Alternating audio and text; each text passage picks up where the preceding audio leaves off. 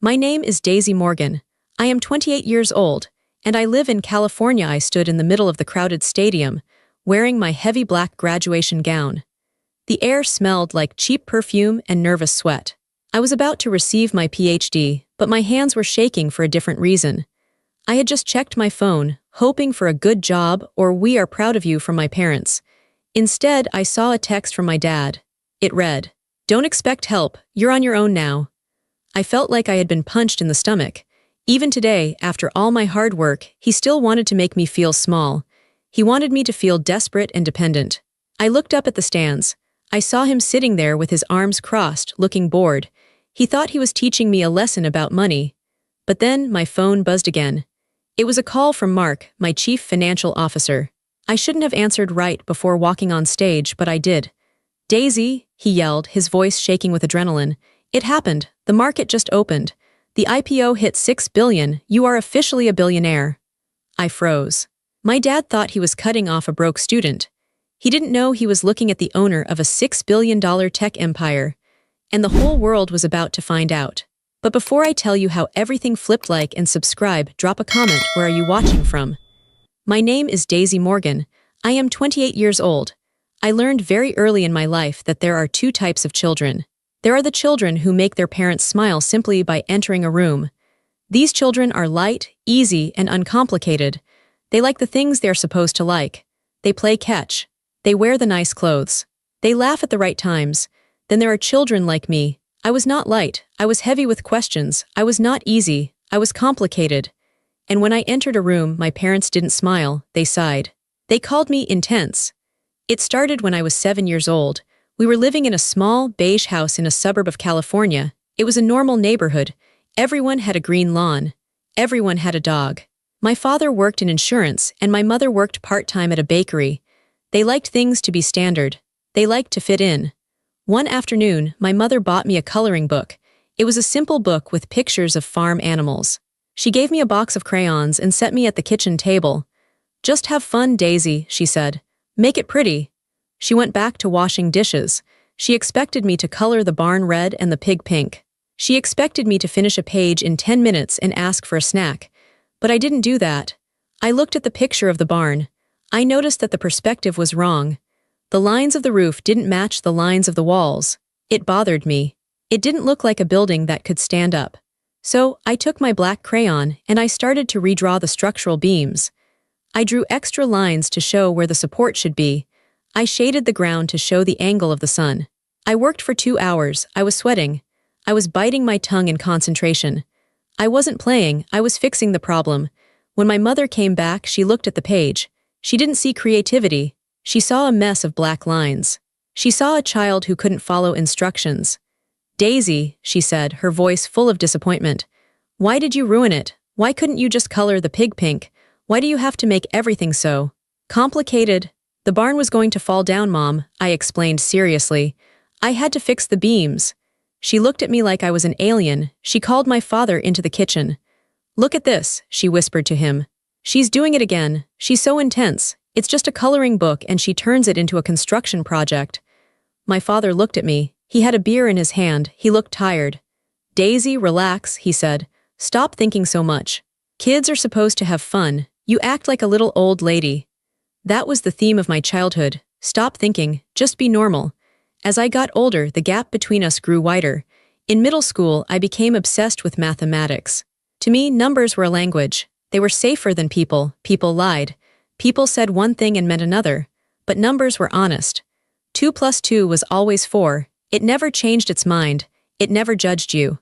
I spent my allowance on graph paper and calculators. I spent my recess time in the library, reading books about coding and early computer systems. My parents hated it. They wanted a daughter who was popular. They wanted a daughter who was invited to sleepovers.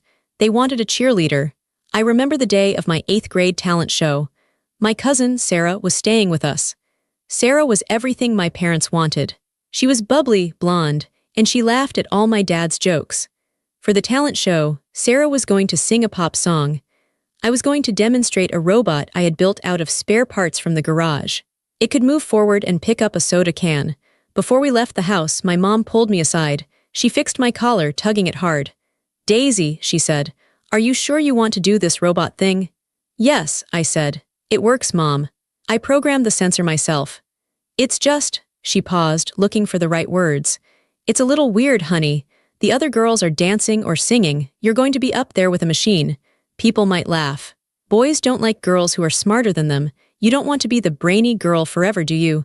"I don't care about boys," I said. "I care about the robot." She sighed. It was that same heavy sigh. "You're so difficult. We just want you to be happy, Daisy, but you make it so hard to relate to you." At the show, Sarah sang her song.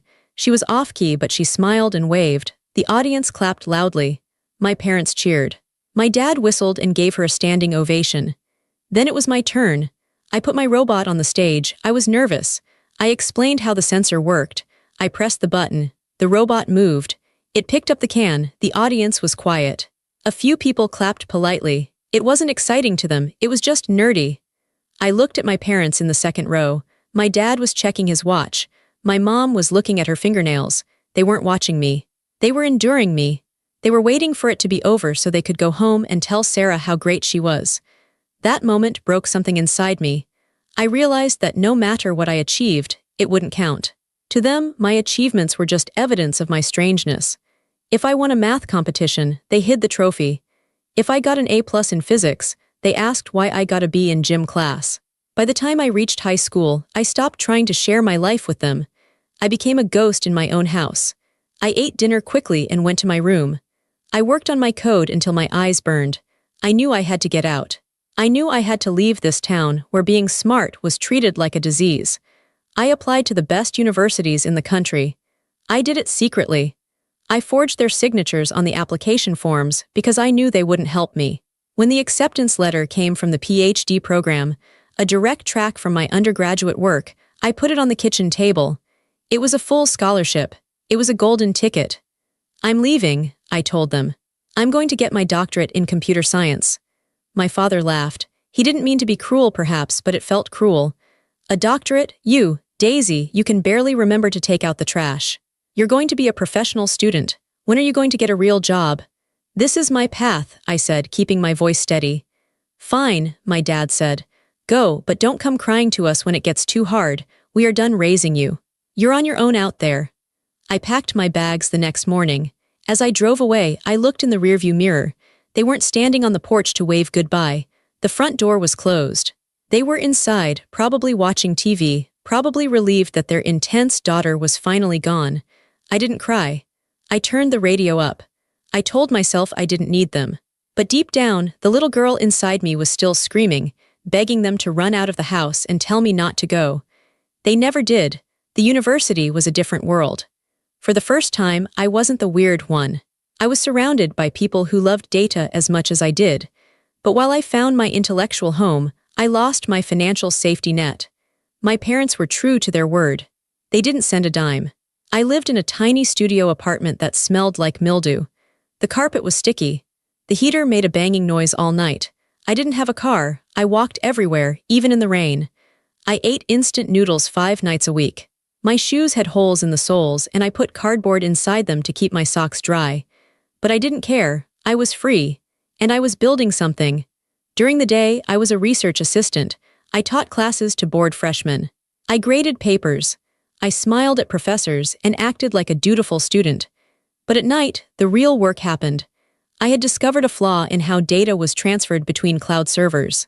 It was a technical thing, boring to explain, but I knew that if I could fix it, it would save tech companies billions of dollars. I started writing a new code. I called it the Morgan compression. I worked like a woman possessed. My social life was zero. I didn't go to parties. I didn't date. I sat in the dark, typing. My back ached. My eyes watered. But every time I compiled the code and it worked, I felt a rush of power that I had never felt before. Then I met Mark. Mark was an MBA student. He was loud, aggressive, and wore suits to class. He was everything I wasn't. We met in a coffee shop when he spilled his latte on my laptop. He apologized, we started talking, and I showed him what I was working on. He stared at my screen for a long time. Then he looked at me. "Daisy," he said, serious. "Do you know what this is?" "It's a compression algorithm," I said. "No," he said. "This is a gold mine. This is the foundation of a billion-dollar company. We need to incorporate now. We became partners. Mark handled the business, the investors, the legal paperwork. I handled the tech. We built the company in secret. We couldn't let the university know because of intellectual property rules. We met in basements. We met in diners at 2 a.m. By my third year of the PhD program, we had secured our first angel investor. He wrote us a check for $500,000. I remember staring at that check. It was more money than my parents had made in their entire lives. My first instinct was to call them. I picked up the phone. I wanted to scream, "Look, I did it, I'm not a failure." But I stopped. I heard my mother's voice in my head. "It's just a gamble, Daisy, you're dreaming. It's not real money." I knew they wouldn't understand. They would tell me to give it back. They would tell me I was going to jail. They would ruin the moment, so I didn't tell them. I kept the secret. But I couldn't stop loving them. That is the curse of a daughter. No matter how much they hurt you, you want to take care of them. I knew things were bad at home. My dad's insurance sales were down. My mom's arthritis was getting worse, and she couldn't work as many hours at the bakery. They were drowning in debt. I decided to help them, but I had to do it in a way that wouldn't bruise their ego. They would never accept money from their student daughter. It would shame them, so I became their invisible savior. I used my share of the investor money. I hired a private accountant to handle it. When their car broke down and they needed a new transmission, a $3,000 repair they couldn't afford, I called the mechanic shop. I paid the bill over the phone. I told the mechanic to tell them, it was a warranty error, the manufacturer covered it. My dad called me that night, sounding triumphant. "Daisy, you won't believe my luck. I talked that mechanic into fixing the car for free. I really gave him a piece of my mind. That's how you handle business." "That's great, Dad," I said, sitting in my cold apartment, smiling sadly. "You're really good at that." When their mortgage was 3 months behind and the bank threatened foreclosure, I stepped in. I bought the debt through a shell company and marked it as current. When my mom needed dental surgery, I paid the clinic anonymously. They thought it was a clerical error in their favor. Over 3 years, I funneled nearly $200,000 into their lives. I saved their credit score. I saved their house. I saved their dignity. And they never knew. In fact, they continued to treat me like the poor one. "We're worried about you, Daisy," my mom would say on the phone. "When are you going to finish this school nonsense? You're almost 30, you have no savings, you have no house. Look at your cousin Sarah, she just bought a beautiful condo. She's an assistant manager at the retail store now." "I'm doing okay, Mom," I would say. "I have everything I need." "You have nothing," she would snap. "You're scraping by. It's embarrassing to tell people my daughter is still a student. Everyone asks what you do and I have to say she's studying. It sounds lazy." It hurt. It hurt so much physically. I wanted to yell, "I own the mortgage on your house. I paid for the teeth in your mouth. I am the CEO of a tech startup." But I swallowed the words. I told myself I was waiting for the big reveal. I was waiting for the IPO. When the company went public, everything would be undeniable. They would see my face on the news. They would see the stock price. And then, finally, they would have to respect me. I held on to that hope like a lifeline. I worked harder. I slept less. We prepared for the IPO. It was scheduled for the same day as my graduation.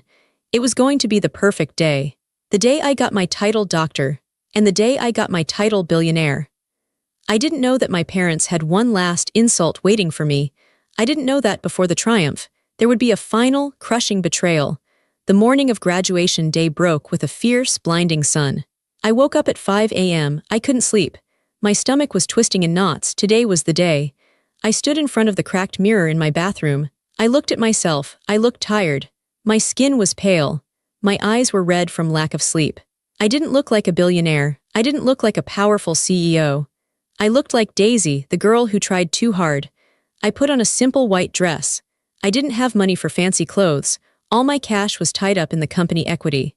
I put on the heavy black doctoral gown. I adjusted the velvet hood. "Dr. Daisy Morgan," I said it out loud. It sounded good. I drove my beat-up Honda to the stadium. The steering wheel shook in my hands. I parked far away to save money on the premium spots, a habit I couldn't break. I walked a mile to the entrance, sweating under the gown. I saw my parents' car waiting near the gate. My heart did that familiar jump, a mix of hope and fear. I walked up to them.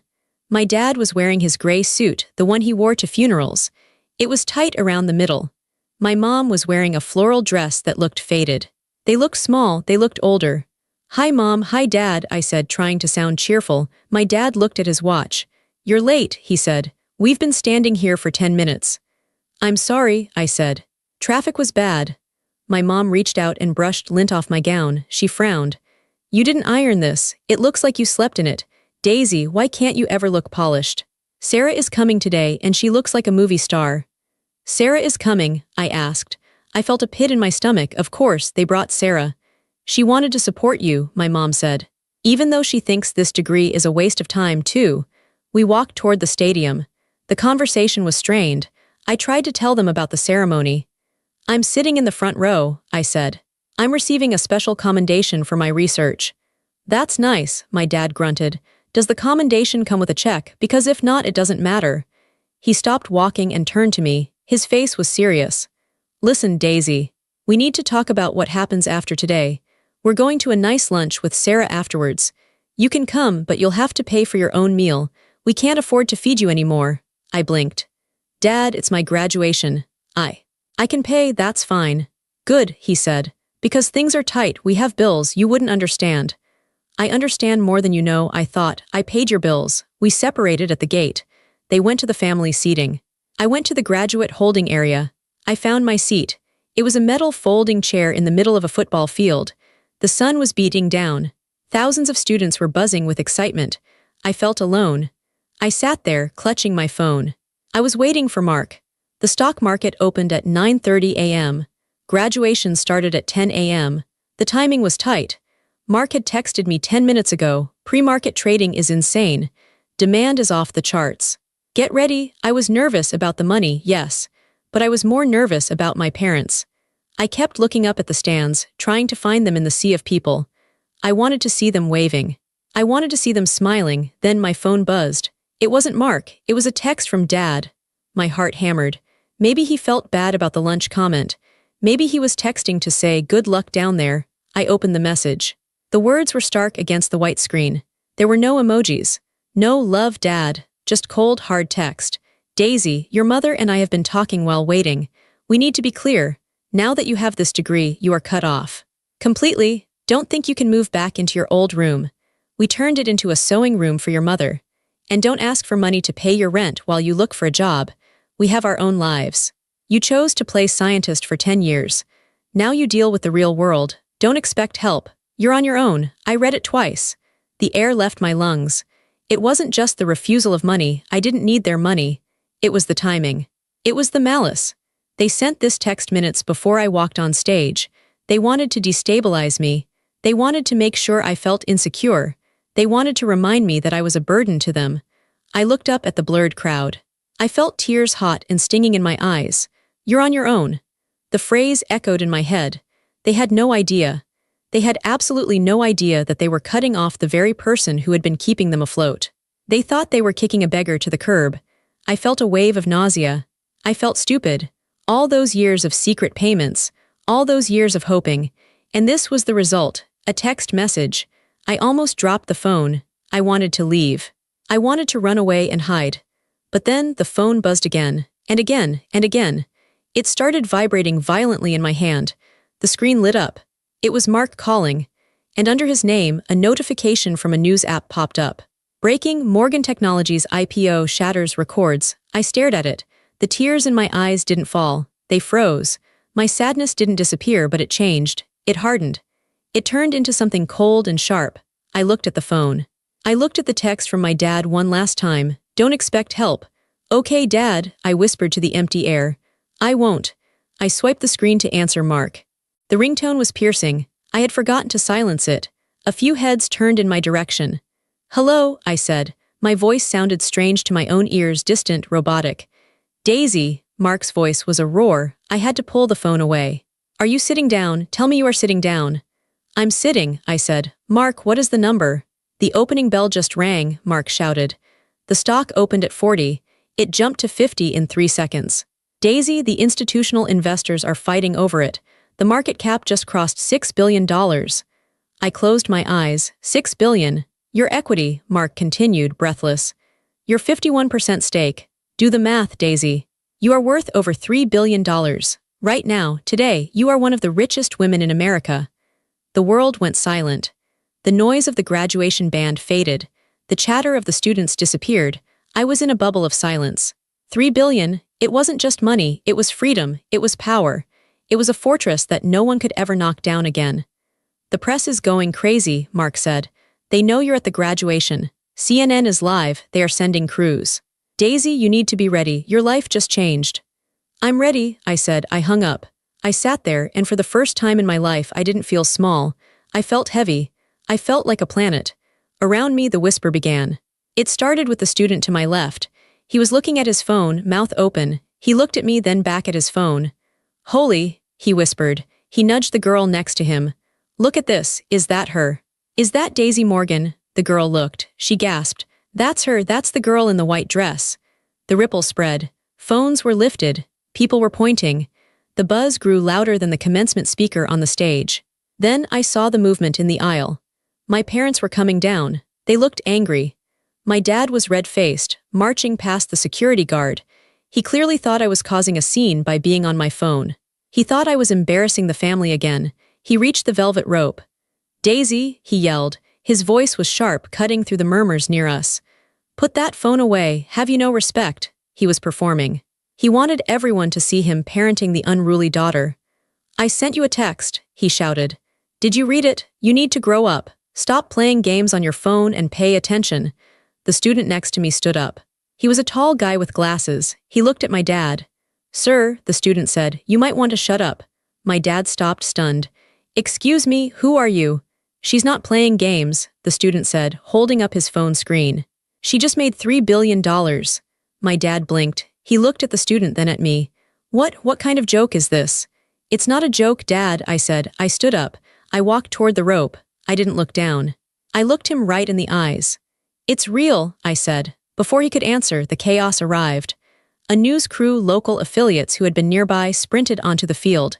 They ignored the security. They ignored the university president. They ran straight for the girl in the wrinkled gown. A camera was shoved in my face. A microphone was thrust forward. Daisy Morgan, Daisy, the reporter was breathless. Can we get a comment? Morgan Tech is officially the highest valued tech IPO of the year. How does it feel to be the youngest female billionaire in the state? The flash of the camera blinded me for a second. My mother let out a small, strangled sound. She grabbed my father's arm to steady herself. Billionaire, she whispered. Daisy. My father looked like he had been slapped. His mouth hung open. He looked at the reporter, then at me. He looked at my wrinkled gown. He looked at his own cheap suit. The realization hit him. I saw it happen. I saw the gears turn in his head. The lesson he tried to teach me with that text message. The $200,000 I had secretly given them. The way they had mocked me for years. It all crashed down on him. Daisy, he stammered. His voice was weak. We didn't know. You didn't ask, I said simply. The reporter pushed the microphone closer. Miss Morgan, your parents are here. They must be so proud. Did they help you build this empire? The camera panned to my dad. He straightened up immediately. He put on a fake smile, the same smile he used for clients. He was ready to take credit. He was ready to say, yes, we supported her all along. I looked at him. I saw the hope in his eyes. He wanted me to save him. He wanted me to lie for him. I leaned into the microphone. The stadium was dead silent. Everyone was waiting. No, I said clearly. My voice echoed over the loudspeakers. They didn't help.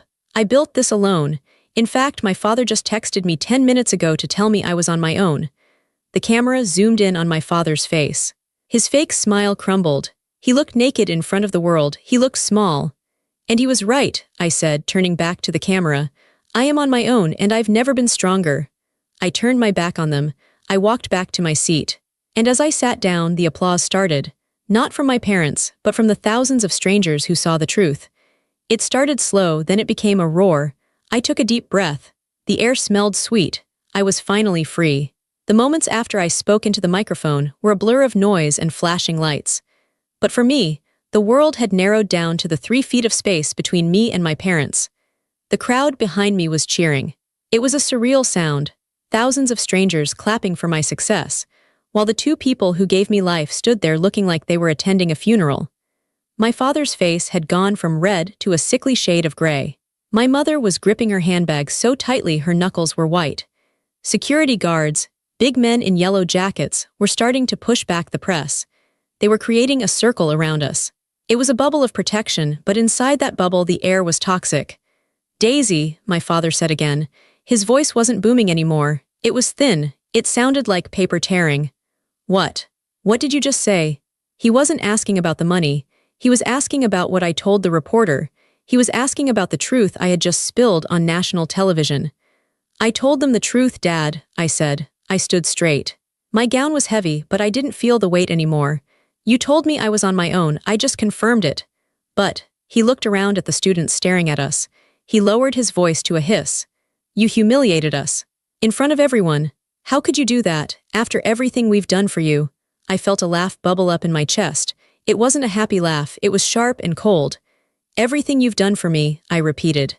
"Dad, 10 minutes ago you sent me a text message cutting me off. You told me not to expect help.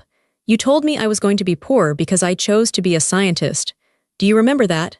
That was just a lesson," he stammered. He wiped sweat from his upper lip. "I was trying to motivate you. I was trying to make you tough. The world is hard, Daisy. I wanted you to be ready." "I am ready," I said. "I'm so ready that I built a $6 billion company while you were busy comparing me to Cousin Sarah." My mother stepped forward. Her eyes were wide, darting between me and the security guards. She looked terrified, but I could also see the gears turning in her head. She was doing the math. "Daisy," she said, her voice shaking. "Is it true, the number the man on the phone said? 3 billion. Is that real money?" "It's equity, Mom," I said. "But yes, it's real. I own 51% of the company." She let out a breath. Her hand reached out to touch my arm, but I took a step back. I didn't want her to touch me. Not yet, not while the sting of their rejection was still so fresh. "Oh, honey," she said, and her tone changed instantly. It went from the critical, nagging tone she had used in the parking lot to a soft, wheedling voice. "We didn't know. Why didn't you tell us? We would have supported you. We would have been your biggest cheerleaders." "You had 28 years to be my cheerleaders," I said softly.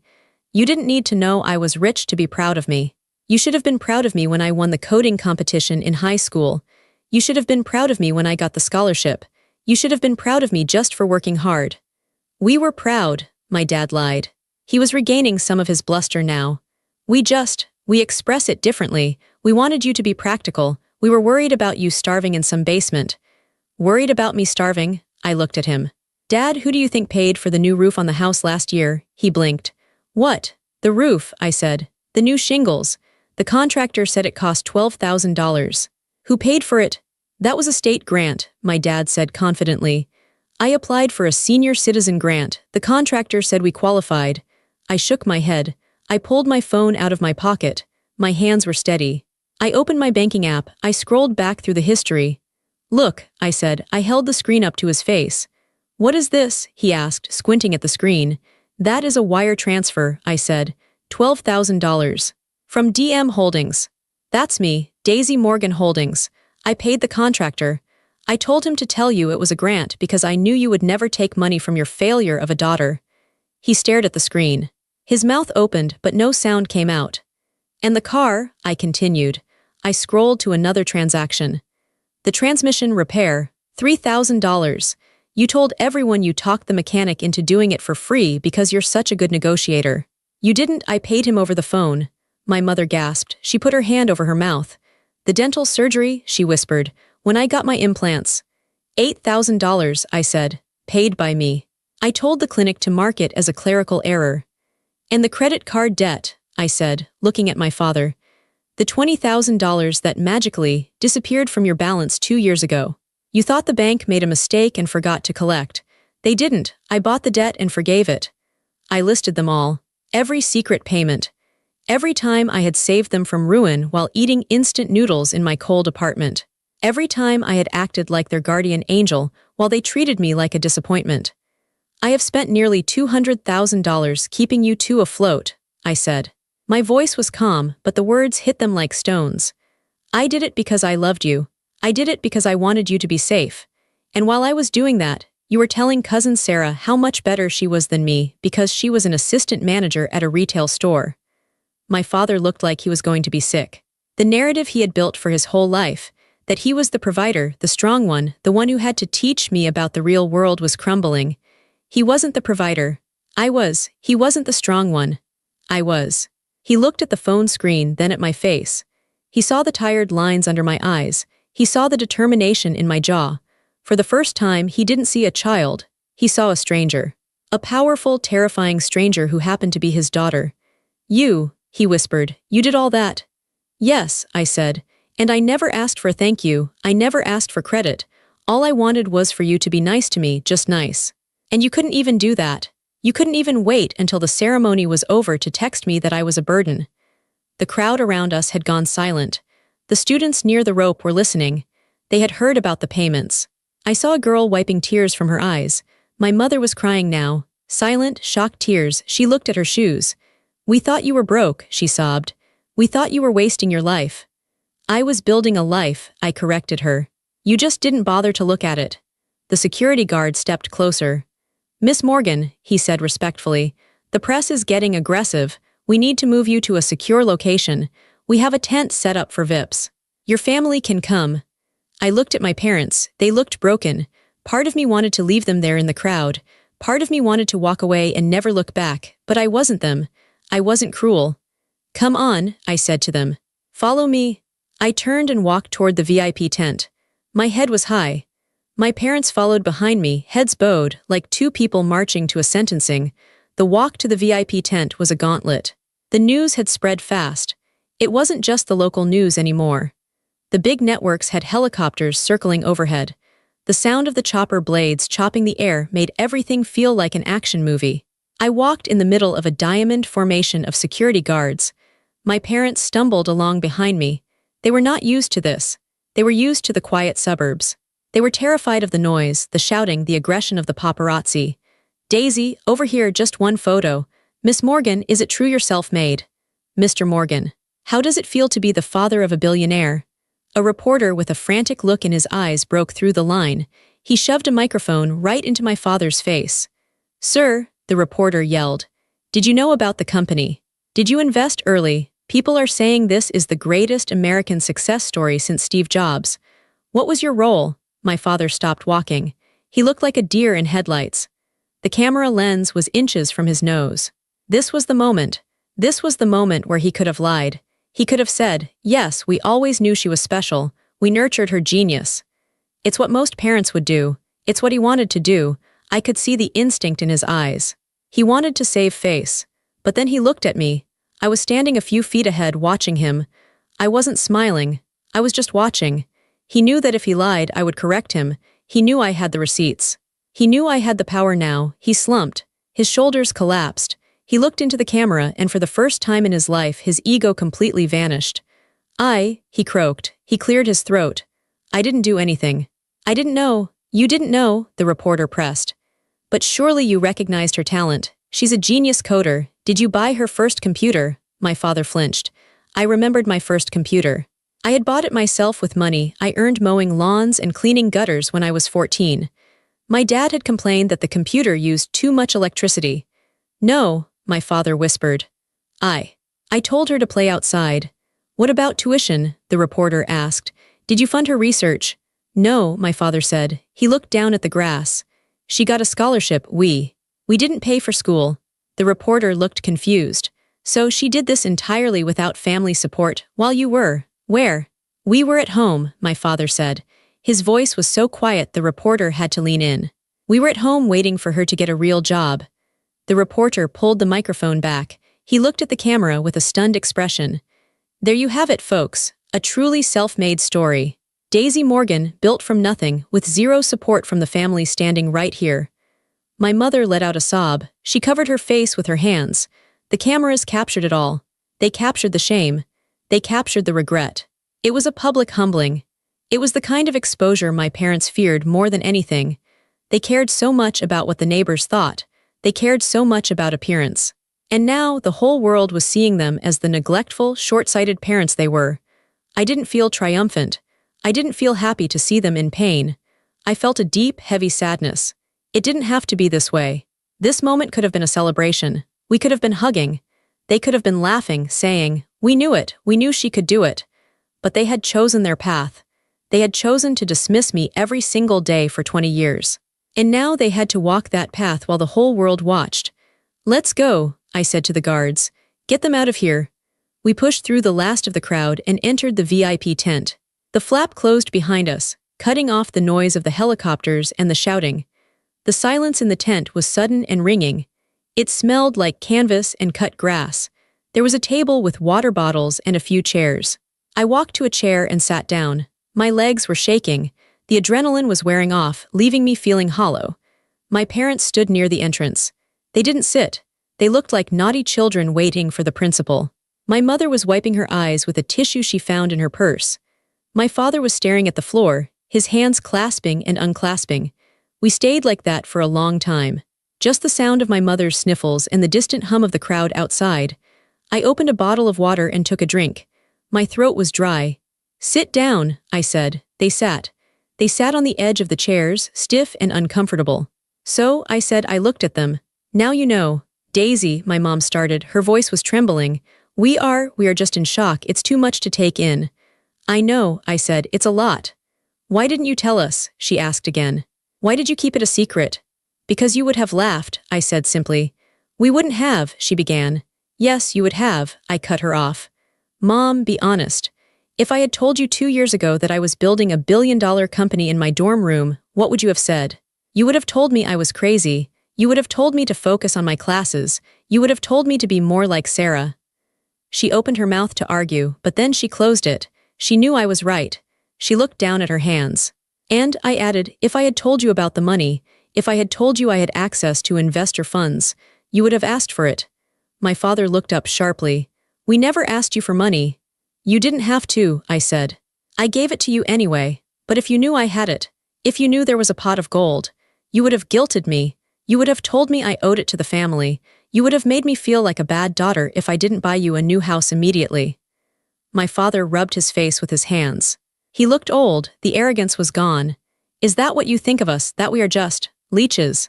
"I think you are people who were scared," I said. "And because you were scared of being poor, you tried to make me scared too." "But I wasn't scared, Dad, I was busy." He looked at me for a long time. I saw his eyes fill with tears. I had never seen my father cry, not once, not when his parents died, not when he lost his job 10 years ago. He was a stone, but the stone was cracking. The tent felt small. The air was thick with things unsaid.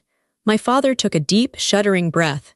He leaned forward, resting his elbows on his knees. He looked at his hands, hands that had worked hard, yes, but hands that had never held mine when I needed it. "I was jealous," he said. The words were so quiet I almost didn't hear them. "What?" I asked. "I was jealous," he said louder. He looked up at me, his eyes were red. "Daisy, I was a C student. I barely graduated high school. I worked in insurance because it was safe. I never took a risk in my life." He paused, struggling to get the words out. "When you were little, when you were drawing those complex things, when you were fixing the computer, it scared me. You were so smart, you were smarter than me by the time you were 10. And it made me feel stupid." I stared at him. I had always thought he dismissed me because he thought I was weird. I never thought he was intimidated. "I wanted you to be normal," he continued, tears spilling onto his cheeks, "because I understood normal. I could be a father to a normal girl. I could teach her how to throw a ball. I could help her with her homework. But you didn't need my help. You were flying, and I was stuck on the ground, so I tried to pull you down." He covered his face with his hands and sobbed. It was a guttural, ugly sound. "I tried to pull you down so I wouldn't feel so small. And I convinced myself I was doing it for your own good. I told myself I was teaching you humility, but I was just breaking you." My mother reached out and touched his shoulder. She was crying too. She looked at me. "And she whispered, "I just wanted to fit in with the other mothers." They all talked about dance class and prom dresses. I didn't know how to talk about robots. I didn't know how to brag about a daughter who sat in the dark writing code. I felt left out, so I pushed you to be like Sarah. I wanted the easy daughter. I wanted the daughter who made me look good to the neighbors. She shook her head. "We were so selfish. We were so incredibly selfish." I sat there, frozen. I had waited my whole life for an apology. I had rehearsed this conversation in my head 1,000 times. In my imagination, I would scream at them. I would throw a table. I would make them beg. But now that it was happening, I didn't feel angry. I felt a strange sense of relief. The monster wasn't a monster. The monster was just 2 insecure people who didn't know how to raise a child who was different. "You hurt me," I said. My voice was steady. You hurt me more than anyone else in the world. You made me feel like I was unlovable. I know, my dad sobbed. I know, and I can't fix it. I can't take back the last 20 years. I can't take back that text I sent this morning. God, that text. I will regret that for the rest of my life. You should, I said. It was cruel. I'm sorry, he said. He looked at me, his face wet with tears. Daisy, I am so sorry. Not because you're rich. I don't care about the money right now. I'm sorry because I missed it. I missed knowing you. I missed seeing my own daughter grow up. My mother nodded. We are so proud of you, Daisy. And we are so ashamed of ourselves. It was the first time they had ever said those words. We are ashamed. I looked at them. They looked small and pathetic. They weren't the giants who controlled my happiness anymore. They were just two old people sitting in a tent. I stood up. I walked over to them. I didn't hug them. I wasn't ready for that. But I put my hand on my father's shoulder. I accept your apology, I said. He grabbed my hand and squeezed it. He held on like a drowning man. But, I said, pulling my hand back gently, things are going to be different now. I'm not the little girl you can lecture anymore. And I'm not the secret bank account you can drain. If you want to be in my life, it's going to be on my terms. Anything, my dad said. Anything you want. We'll see, I said. The flap of the tent opened. A security guard poked his head in. Miss Morgan, the limousine is here to take you to the press conference, and your CFO is on the line again. I nodded. I'm coming. I looked at my parents. You can take the limo with me. Or you can take your car home. My dad stood up. He wiped his face with his sleeve. He looked at me with a newfound respect, fear mixed with awe. We'll follow you, he said humble. We don't want to intrude, we'll be there if you need us. Okay, I said. I turned and walked out of the tent. I stepped back into the sunlight. The cameras started flashing again, but I didn't blink. The weeks following graduation were a whirlwind. My face was on the cover of Forbes. I was interviewed by Oprah. I rang the opening bell at the stock exchange. But the real change happened in the quiet moments with my family. We had a dinner 2 weeks later. I invited them to a restaurant, a nice one but not too flashy. I didn't want to overwhelm them. When I walked in, they were already seated. They stood up when they saw me. That was new. My father pulled out my chair. That was definitely new. Hi, Daisy, my mom said. She looked nervous. She was wearing a new dress, one that I knew she bought with her own money because she was terrified of asking me for anything. Hi, Mom, I said. We sat down. The waiter came over and treated me like royalty. He knew who I was. My parents watched this interaction with wide eyes. When the waiter left, I put my hands on the table. Okay, I said. Let's talk about the rules. Rules, my dad asked. Yes, I said. I want to have a relationship with you. You are my parents. But the dynamic we had before, the one where you criticize me and I pay your bills in secret, that is over. They nodded quickly. Of course, my dad said. First, I said, no more comparisons. I never want to hear the name Cousin Sarah again unless she is actually in the room. I don't care about her job. I don't care about her condo. If you compare me to her or anyone else, I will leave the dinner. Immediately. Understood, my mom said softly. We won't mention her. Second, I continued. I am going to pay off your mortgage officially. I'm going to set up a retirement fund for you. My dad started to protest. Daisy, no, we can't accept. Stop, I held up a hand. I'm doing it because I can. And because I don't want you to worry. But here is the condition. You never, ever give me advice on money again. You don't tell me how to spend it. You don't tell me I'm being reckless. You respect that I know what I'm doing.